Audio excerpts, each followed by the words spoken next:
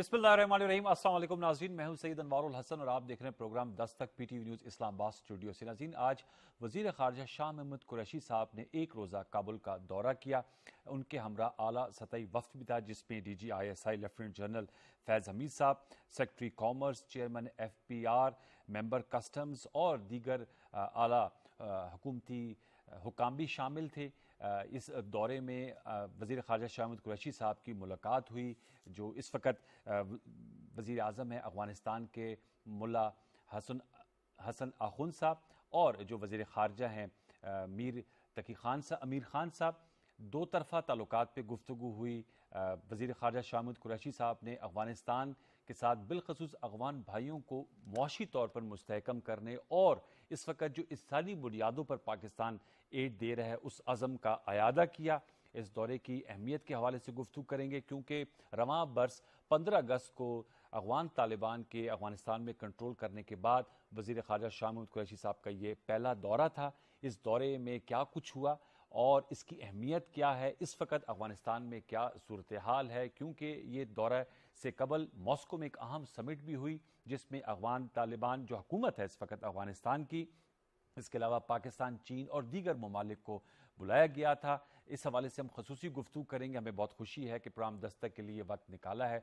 हमारे जो सफ़ीर हैं, पाकिस्तान के सफ़ीर अफ़गानिस्तान में एम्बेसडर मंसूर अहमद ख़ान साहब ने, वो बराह रास्त इस वक्त हमारे साथ काबुल से बज़रिया स्काइप शरीक गुफ्तगू हैं। बहुत शुक्रिया एम्बेसडर साहब कि आपने प्रोग्राम 10 तक के लिए वक्त निकाला। मैं चाहूँगा कि PTV न्यूज़ के व्यूअर्स को बताइएगा, आज का जो ये दौरा था वज़ीर ख़ारजा शाह महमूद कुरैशी साहब का, इसकी अहमियत क्या है, उनकी इंगेजमेंट्स क्या रही, और जो अफ़गान हुकूमत है इनसे मुलाकातों के अलावा जो दीगर अफ़गान ग्रुप्स हैं या जो मुतहर्रिक शख्सियात हैं उनसे भी उनका राब्ता हुआ, बातचीत हुई, कुछ इस हवाले से आगाह करेंगे सर? जी, बहुत शुक्रिया अनवर साहब, बहुत शुक्रिया। देखिए, आज का जो वज़ीर ख़ारजा का दौरा था, ये 15 अगस्त को जो यहाँ पर तालिबान ने कंट्रोल संभाला, उसके बाद तालिबान की हुकूमत या इमारत इस्लामी अफ़गानिस्तान की हुकूमत के साथ सियासी लेवल पर पाकिस्तान का पहला रब्ता था। इससे पहले आपको याद होगा कि पाकिस्तान के स्पेशल एनवॉय एम्बेसडर जी। मोहम्मद सादिक, दो स्पेशल एनवॉयज रूस और चीन के स्पेशल एनवॉयज के साथ यहाँ पर तशरीफ लाए थे, लेकिन सियासी लेवल पे, सियासी क़यादत की लेवल पे ये पहला दौरा था।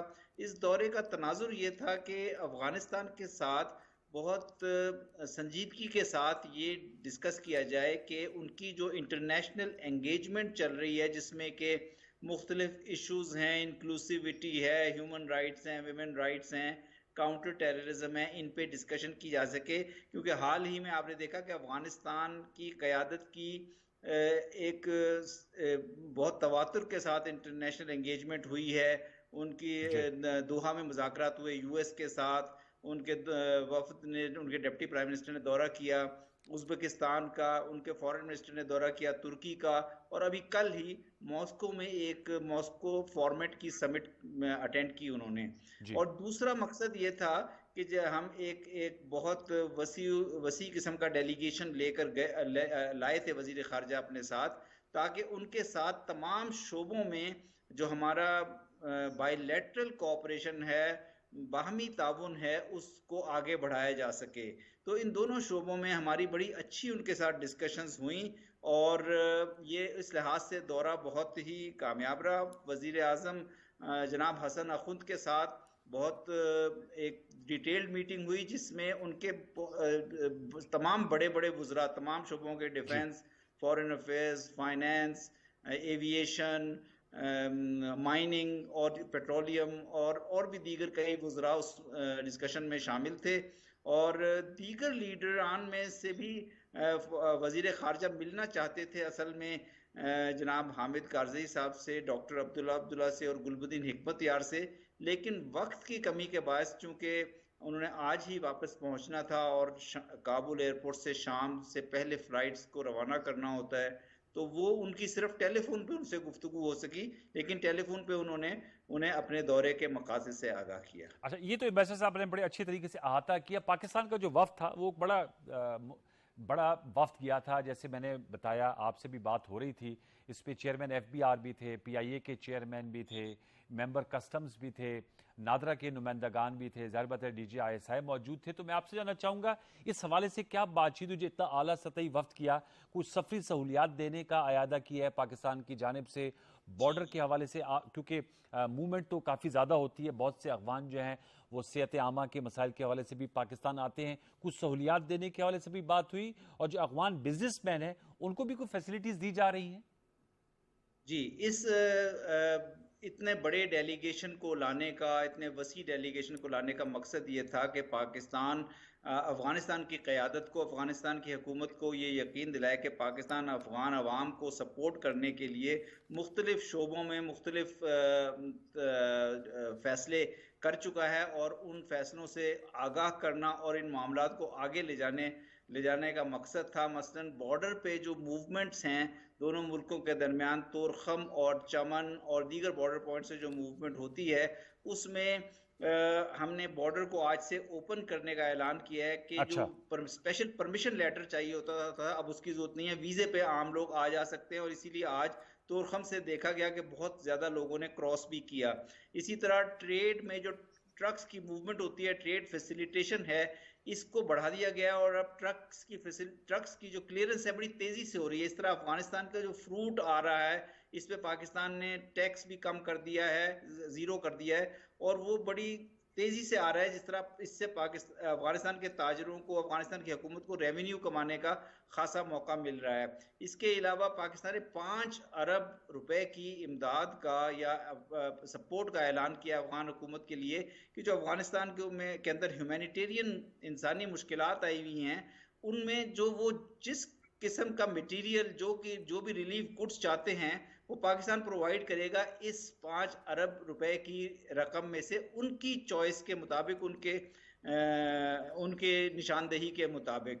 फिर इसके अलावा पाकिस्तान PIA के चेयरमैन भी इस वक्त में शामिल थे, तो PIA के चेयरमैन और अफगान मिनिस्टर ऑफ एविएशन के दरमियान मुज़ाकरात हुए हैं कि किस तरह से दोनों मुल्कों के दरमियान फ्लाइट्स, PIA की फ्लाइट्स और दीगर एयरलाइंस की फ्लाइट्स को रेगुलरली शुरू किया जाए और किराया भी मुनासिब हद पे रखा जाए। इसी तरह सिक्योरिटी और डिफेंस के एक्सपर्ट्स भी इस डेलीगेशन में शामिल थे, और दाइश के साथ मुकाबले में यस। या फाइट में पाकिस्तान तकनीकी तौर पर टेक्निकली क्या हेल्प कर सकता है अफगान हुकूमत की, इस्लामिक एमिरेट्स की, क्योंकि ये एक ऐसा इशू है जिससे सारी दुनिया परेशान है। अफगानिस्तान में भी काफ़ी वाक़यात हुए हैं, और फिर TTP के खिलाफ एक्शन में अफगान हुकूमत से पाकिस्तान क्या चाहता है। तो इन तमाम मामलात को बहुत डिटेल में, बड़ी तफसील से, बड़े एक कंस्ट्रक्टिव एनवायरनमेंट में, दोस्ताना एनवायरनमेंट में डिस्कस किया गया। अच्छा, ये मुझे बताइएगा एम्बेसडर साहब कि जैसे आपने बिल्कुल सही कहा कि अफगानिस्तान में ऐसे अफसोसनाक वाक़यात भी हुए, मसाजिद में ख़ुदकुश हमले हुए, उसमें बड़े कीमती जानी नुकसान भी हुआ। तो पाकिस्तान, ज़ाहिर बात है, पाकिस्तान के भी स्टेक्स जुड़े हुए हैं, अफगानिस्तान में अमन होगा, पाकिस्तान में अमन होगा। मैं आपसे जानना चाहूँगा, आपके थ्रू वेस्टर्न वर्ल्ड, US, आप समझते हैं वो इस हवाले से उनका क्या लेवल ऑफ इंटरेक्शन है मौजूदा अफगान गवर्नमेंट के हवाले से? अभी तक तो पाकिस्तान समेत किसी भी मुल्क ने इंटरनेशनल रिकग्निशन नहीं की। 2 माह से ज़ायद का अरसा हो गया है नई हुकूमत को काबुल में आए हुए, अब बुरी हुकूमत को। इस हवाले से आप क्या कहेंगे? देखिए, काउंटर टेररिज्म या यहाँ पे जो दाइश की प्रेजेंस है, और दाइश के जो वाकयात, टेररिस्ट इंसिडेंट्स देखने में आए, काबुल में भी हुए, फिर जी। कुंदूज में शिया मॉस्क को निशाना बनाया गया, कंधार में भी कंधार में। एक शिया मॉस्क को निशाना बनाया गया, इसमें सारी दुनिया में एक तशवीश की लहर पाई जाती है। और जो इमारात, इस्लामी इमारात के डेलीगेशन के जो मुज़ाकरात हुए US के साथ दोहा में, या उनके मॉस्को में भी जो मीटिंग्स हुई हैं, तुर्की के साथ भी जो बातचीत हुई है, उज़्बेकिस्तान के साथ भी, और जो दीगर नेबर्स हमसाया ममालिक हैं सारे बशमूल पाकिस्तान, वो इस पे उन्हें काफ़ी तशवीश है कि अगर दाइश यहाँ पे ज़्यादा जड़ पकड़ती है तो तमाम ना सिर्फ अफगानिस्तान का अमन बल्कि तमाम खित्ते का अमन खतरे में होगा। और इसलिए मेरा ख्याल तमाम दुनिया चाहती है कि इस मामले में एक्शन लिया जाए। अब जहाँ तक अफगानिस्तान के साथ दीगर दुनिया की एंगेजमेंट का ताल्लुक है, चूंकि उसमें वो ये काउंटर टेररिज्म के अलावा दूसरे 2 मामलात जो हैं, इंक्लूसिविटी है और विमेन राइट्स हैं, वो भी शामिल हैं। तो हम बतौर एक हमसाया और दुनिया के दीगर ममालिक जो है बतौर बैनुल अक़वामी बरादरी तो उन्हें मशवरा दे सकते हैं, लेकिन अफगानिस्तान एक खुद मुख्तार रियासत है। अफगानिस्तान को अपने फैसले इस मामले में खुद ही लेने होंगे, और हमने भी आज इन चीज़ों पर बातचीत हुई, और हमारा भी यही ख्याल है कि इंटरनेशनल एंगेजमेंट के लिए ज़रूरी है कि किसी कॉमन ग्राउंड पे दोनों साइड्स यानी अफगानिस्तान की हुकूमत और बैनुल अक़वामी बरादरी कोई हल तलाश करे। सर, अबूरी हुकूमत जब आई थी एम्बेसडर साहब, तो उस वक्त कहा गया था कि यह अबूरी हुकूमत है। अब इसको 2-2.5 माह हो गए हैं। आप क्या समझते हैं कि ये सेटअप कब तक इसी तरह चलेगा? मजीद इसमें काबीना में या अबूरी हुकूमत में इजाफा किया जाएगा? क्योंकि जिन शख्सियात की आपने बात की कि हामिद करजई से डॉक्टर अब्दुल्ला साहब से टेलीफोन पे वज़ीर ख़ारजा शाह महमूद कुरैशी साहब की गुफ्तगू हुई।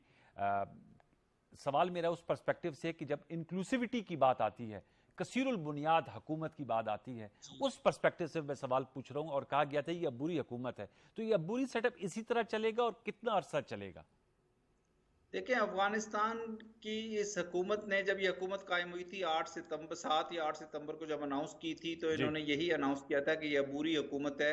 और उसके बाद 2 दफ़ा गालिबन इन्होंने उसमें एक्सपेंशन भी की, उसके में तोसी की, और उसमें दीगर जो कौमियतों से, पश्तून के अलावा दीगर कौमियतों से ताल्लुक़ रखने वाले जो अफराद को भी शामिल किया गया। उसमें उज़्बेक्स को, ताजिक्स को और हज़ारास को भी शामिल किया गया।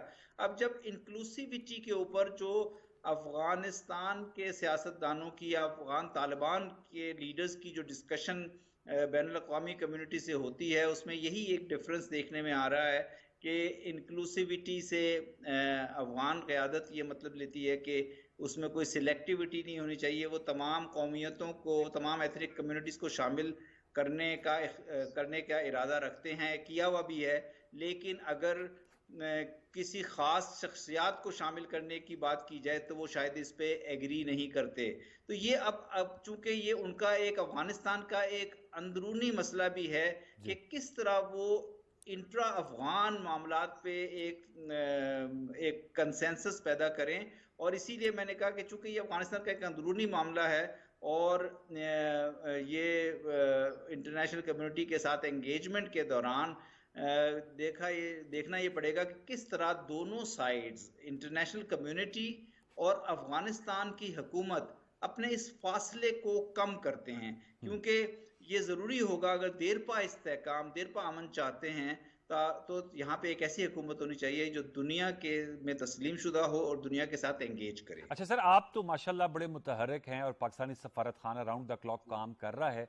मैं जानना चाहूँगा, दीगर ममालिक के सफारत खाने भी इस वक्त फंक्शनल है, जैसे अमेरिका है, या वो नॉन फंक्शनल है, या वेस्टर्न कंट्रीज? इस हवाले से कुछ हमें बताएंगे। देखिए, यहाँ पे बहुत से मुल्कों के सफारत खाने पूरी तरह से फंक्शनल हैं। वो अपना काम कर रहे हैं, वीज़ाज़ वगैरह भी इशू कर रहे हैं और कॉन्सुलर सर्विसेज भी प्रोवाइड कर रहे हैं, अफगानिस्तान की हुकूमत के साथ एंगेज भी कर रहे हैं। इनमें से रूस, चीन, तुर्की, ईरान, पाकिस्तान, कतर, तुर्कमानिस्तान, काज़ाकिस्तान, किर्गिज़िस्तान, ये सारे ममालिक शामिल हैं। और यूनामा, जो यूनाइटेड नेशंस की जो एम्बेसडर हैं, वो भी यहाँ पे मौजूद हैं, और यूनामा ह्यूमैनिटेरियन असिस्टेंस को लाने में एक अहम रोल अदा कर रहा है। ईयू के जो रिप्रेजेंटेटिव हैं वो भी इस चीज़ का जायज़ा ले रहे हैं कि किस तरह यहाँ पे किस तरह से एक एंगेजमेंट का अमल शुरू किया जा सकता है।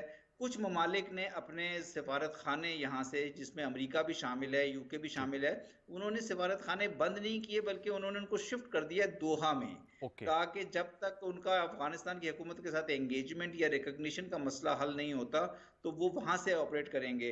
लेकिन बहुत से ममालिक में मुझे ये महसूस होता है बतौर एक डिप्लोमेट यहाँ पे काम करते हुए कि बहुत से ममालिक अब एक एंगेजमेंट को अफगानिस्तान के साथ जारी रखना चाहते हैं, क्योंकि अफगानिस्तान एक 35 से 40 मिलियन लोगों का मुल्क है, और यहाँ पे अगर इंतशार पैदा होता है, दाखिली जंग की सूरत हाल चलती है, जो कि गुज़िश्ता 40 साल से चल रही है या उससे ज़्यादा से चल रही है, तो फिर इससे खित्ते के अमन को, दुनिया के अमन को खतरा लाहक होगा। और इसीलिए कोशिश है दुनिया के बहुत से ममालिक की, बड़ी मुस्बित कोशिश है डोनर्स की भी, यूरोपियन कंट्रीज की भी और जापान जैसे ममालिक की भी, कि किसी तरह इस एंगेजमेंट के प्रोसेस को स्टार्ट करके और बाहमी बातचीत के जरिए इन मसाइल को आगे के हल को आगे की तरफ लेके जाया जाए। सर, टुवर्ड्स द एंड, चूंकि पाकिस्तान में भी अब सर्दियां जो हैं वो आ रही हैं as far Islamabad is concerned, और अफगानिस्तान में भी इस वक्त ऑन सेट है। ह्यूमैनिटेरियन पर्सपेक्टिव से मैं आखिर में इख्तिसार से चाहूँगा, आप क्या कहेंगे? ज़ाहिर बात है पाकिस्तान तो जो सपोर्ट कर सकता है वो कर रहा है, क्योंकि ये भी बात प्राइम मिनिस्टर इमरान खान साहब अक्सर कहते हैं कि हमने सपोर्ट इसलिए करना है for the people of Afghanistan, के खुदा ना खास्ता कोई ह्यूमैनिटेरियन क्राइसिस ना जन्म ले। अफगानिस्तान के लोगों के लिए एक सीरियस ह्यूमैनिटेरियन क्राइसिस नज़र आ रहा है। यहाँ पे सप्लाईज की ऑलरेडी शिद्दत से कमी पैदा हो रही है, और सर्दी आने के साथ साथ यहाँ पे एक क्राइसिस बढ़ता हुआ नज़र आ रहा है, और उसमें लोगों को ज़्यादा ग़ज़ाई अजनास और शेल्टर ब्लैंकेट्स और टेंट्स की ज़रूरत पड़ेगी। इस सिलसिले में पाकिस्तान की हुकूमत ने भी काफ़ी सप्लाईज भिजवा रही है। पाकिस्तान के कुछ इदारे हैं, फलाही इदारे, जिसमें अल खिदमत है, अल हुबैब फाउंडेशन है, वो भी अपना किरदार अदा कर रहे हैं। इंटरनेशनल कम्युनिटी, यूनाइटेड नेशंस का भी इस वक्त फोकस इस बात पर है कि यूएन की तरफ से इंटरनेशनल फंडिंग, जिसमें अमेरिका ने भी कुछ एग्जेम्पशंस दी हैं कि उनके यहाँ के फंड्स फ्रीज होने के बावजूद कुछ फंड्स को लाकर यहाँ पे इंसानी ह्यूमैनिटेरियन क्राइसिस को अवॉइड किया जाए। तो हमारा भी आने वाले हफ्तों में और महीनों में इंटरनेशनल कम्युनिटी के साथ फोकस यही होगा कि ह्यूमैनिटेरियन क्राइसिस से डील करने में अफगानिस्तान की मदद की जाए। और इसीलिए हमने आज 5 अरब रुपए का पाकिस्तान ने पैकेज भी अनाउंस किया। 5 अरब रुपए का पाकिस्तान ने पैकेज अनाउंस किया। बहुत शुक्रिया एम्बेसडर मंसूर अहमद खान साहब, पाकिस्तान के अफगानिस्तान में सफ़ीर, हमसे गुफ्तगू कर रहे थे और बता रहे थे कि आज जो वज़ीर ख़ारजा शाह महमूद कुरैशी साहब का एक रोज़ा दौरा था वो कसीरुल जहद बुनियादों पर था, और इसमें पाकिस्तान और अफगानिस्तान के दरमियान वीज़ा फैसिलिटी, नकलो हरकत में जो मसाइल हैं उनको सहल करने के हवाले से, अफगान बिजनेसमैन को जो वीज़ा फैसिलिटी है उसकी देने के हवाले से, फिर PIA के चूँकि चेयरमैन भी मौजूद थे और अफगानिस्तान के एविएशन मिनिस्टर भी थे, किस तरह जो है इस फ़िज़ाई सफ़र को भी आसान बनाया जा सकता है, इन नुकात पर गुफ्तगू हुई। और उन्होंने कहा कि 5 अरब रुपए का पैकेज भी पाकिस्तान ने अनाउंस किया। इसी पर थोड़ा सा मज़ीद